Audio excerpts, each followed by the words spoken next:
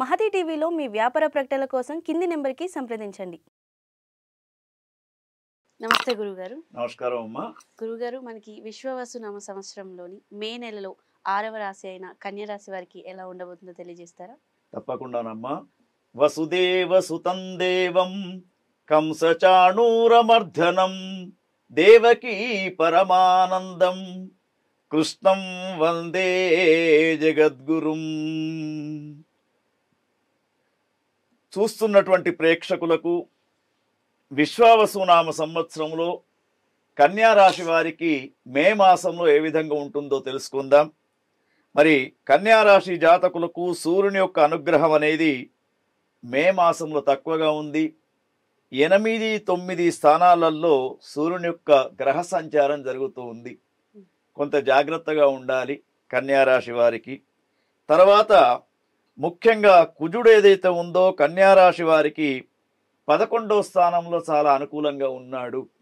అంటే గత సంవత్సరం ఉన్నటువంటి రోగ బాధలు కానివ్వండి, రుణ బాధలు కానివ్వండి, వీరికి తక్కువ అయ్యే అవకాశం మనకు కనబడుతూ ఉంది.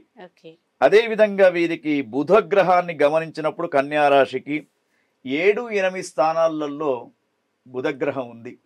మరి ఈ యొక్క బుధగ్రహం చాలా అనుకూలంగా ఉందమ్మా. 8వ స్థానంలో బుధుడు ఉన్నప్పుడు బుద్ధి కుశలతతో పనులు చేస్తూ ఉంటారు. వీళ్ళు పెట్టినటువంటి పెట్టుబడి సార్థకత పొందుతూ ఉంటుంది. అంటే డబ్బు విషయంలో ఎటువంటి నష్టం అనేది జరగకుండా ఉంటుంది. అదేవిధంగా గురుగ్రహాన్ని గమనించినప్పుడు కన్యా రాశి వారికి ముఖ్యంగా వీరికి గురుగ్రహాన్ని గమనించినప్పుడు 9, 10 స్థానాలు, అంటే పుష్కరాల దాకా 9వ స్థానం, తర్వాత 10వ స్థానం.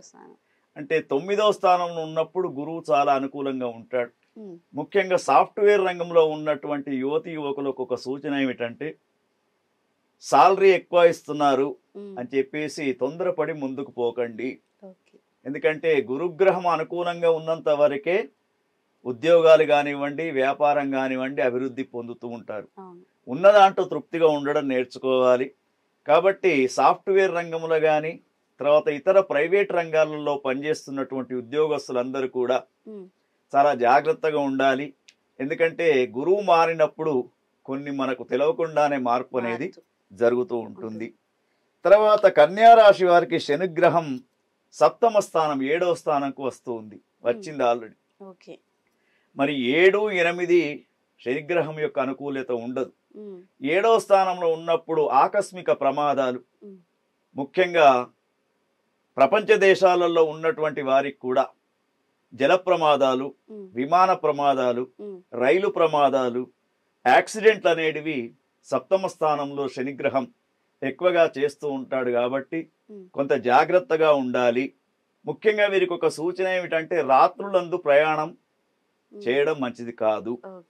తర్వాత రాహుగ్రహాన్ని గమనించినప్పుడు కన్యా రాశి వారికి మరి రాహుగ్రహం యొక్క అనుకూల్యత అనేది 7వ స్థానంలో, 8వ స్థానంలో ఉన్నాడు. అంటే కొంతవరకు మధ్యస్థంగా రాహుగ్రహం ఉన్నాడు.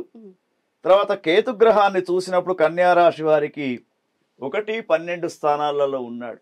కేతుగ్రహం కూడా అనుకూలంగా ఉండదు. ఎందుకంటే కేతుగ్రహం అనుకూలంగా లేనప్పుడు గొప్ప గొప్ప పండితులు కూడా బోర్ల పడిపోయే అవకాశాలు ఉంటూ ఉంటాయి. కాబట్టి సమాజంలో గౌరవం తక్కువ కాకుండా చూసుకోవాలి. మన జ్ఞానం ఏదైతే ఉంటుందో అది తక్కువ కాకుండా చూసుకోవాలి. అయితే కన్యా రాశి జాతకులకు మనం ఇచ్చే సూచన ఏమిటంటే, వీళ్ళు ముఖ్యంగా ఇప్పుడు మనం ఈ మే మాసంలో గమనించినప్పుడు కొంతవరకు సూర్యుడు అనుకూలంగా లేడు 15 రోజులు, శనిగ్రహం అనుకూలంగా లేదు, బుధుడు కూడా అనుకూలంగా లేడు, గురువు కూడా అనుకూలంగా కొద్ది రోజులు లేడు. కాబట్టి వీరు పుష్కర స్నానం చేయడం, పుష్కరుని యొక్క అంటే ఇప్పుడు కాళేశ్వరం కావచ్చు, ప్రయాగ కావచ్చు, ఇంకా ఇటువంటి ఏదైతే అంతర్వాహినిగా ప్రవహిస్తున్నటువంటి సరస్వతి నది ఉందో ఆ పుష్కరాలలో వెళ్ళి స్నానం చేస్తూ శని గురువుకు సంబంధించినటువంటి దానం అనేది పుష్కర క్షేత్రంలో చేయడం వీళ్ళకు చెప్పదగ్గటువంటి ఒక సూచన. అందుకే వీరు ముఖ్యంగా లలితా సహస్రనామ పారాయణం కూడా ముఖ్యంగా మహిళలు లలితా సహస్రనామ పారాయణం ఉమ్, ప్రతి శుక్రవారం కూడా చేసుకుంటే ఉమ్, వీరికి చాలా అనుకూలంగా ఉంటుంది. తర్వాత యువతీ యువకులకు కూడా భగవంతుని యొక్క ఆరాధన, ఉమ్, వారి కుటుంబం యొక్క ఇష్టదేవత ఆరాధన చేయడం అనేది వీరికి తగు సూచనగా మనం చెప్పవచ్చమ్మా.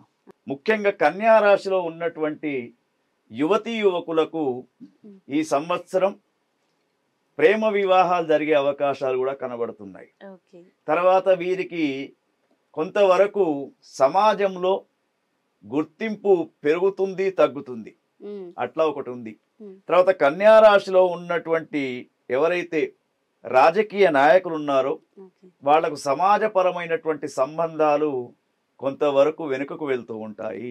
ఓకే. కాబట్టి ఈ విషయాల్లో జాగ్రత్తగా ఉండాలి.